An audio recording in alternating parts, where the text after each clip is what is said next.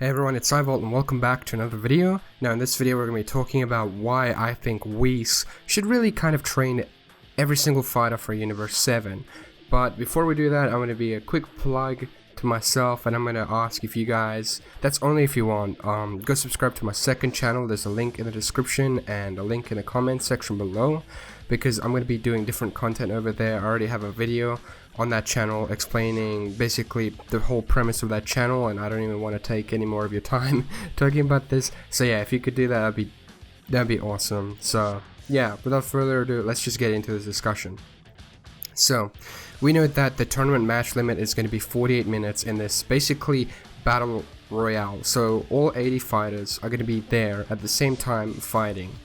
And the reason why I think Whis should train everybody is because you have Master Roshi who...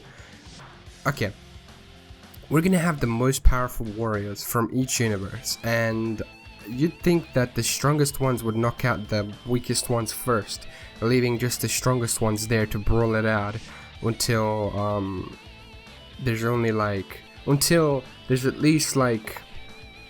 let's say like... okay, so if there's one person standing from one universe there, that means their universe is spared. If there is like, by the time the time limit runs out, if there's, let's say, 6 Universe 7 members, and there's like 4 Universe 10 members left, Universe 7 wins, because they have more people on the field. And I think that Whis, I mean, okay, he's not going to train them to like learn God Key or anything like that to achieve that, but what I think he should do is basically teach them how to do better teamwork, and not just with like certain pairs, but with everybody there, or at least attempt to, because I kind of see Majin Buu as kind of a healer there. He's obviously going to be a strong fighter, but as you can see, he's a healer. He can heal people. He's healed Hercule or Mr. Satan many times, so I think he's going to come in pretty handy when that happens. And for Roshi, I'm not sure what he's going to do. There's Tien there, so it might be Tien and Roshi, you know, they're fighting alongside each other.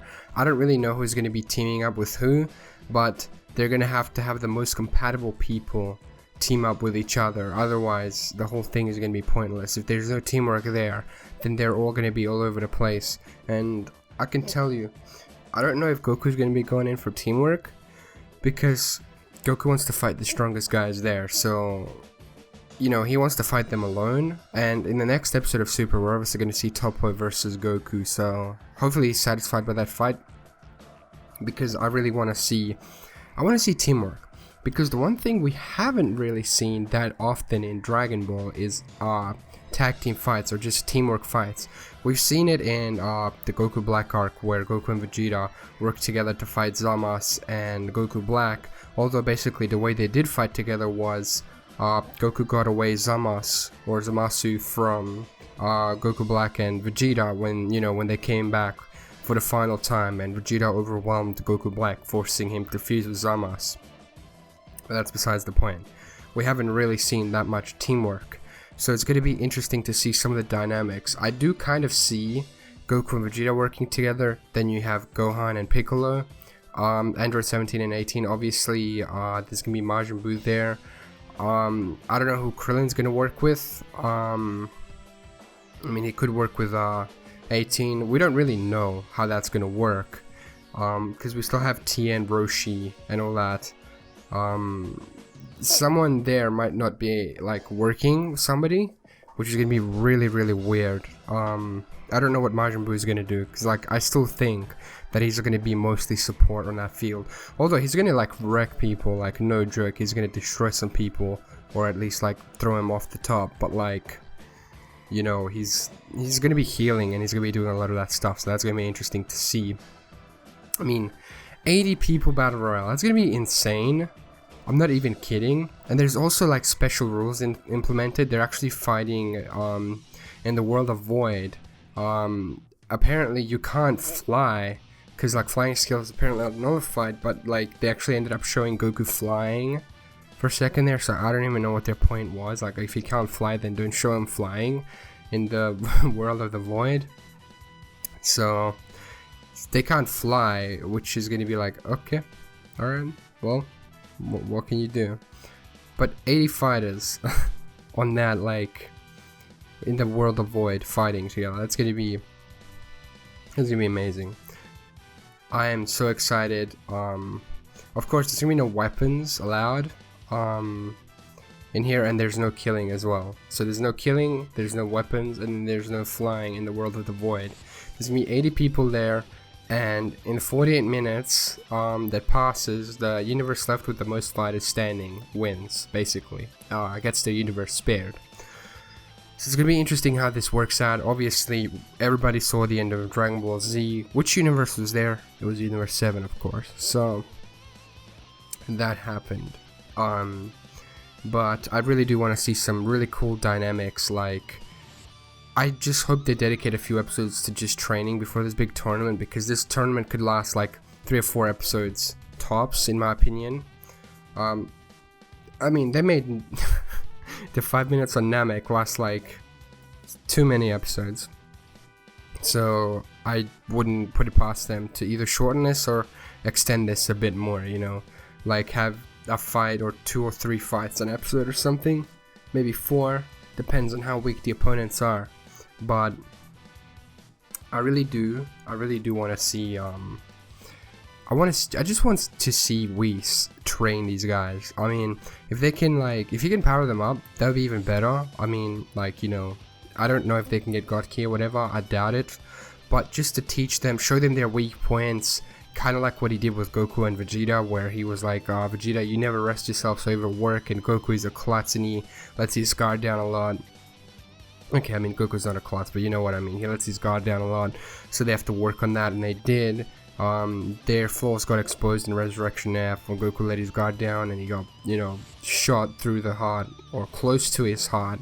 And then you had Vegeta, like, how do I put it, he didn't end up finishing Frieza off in time.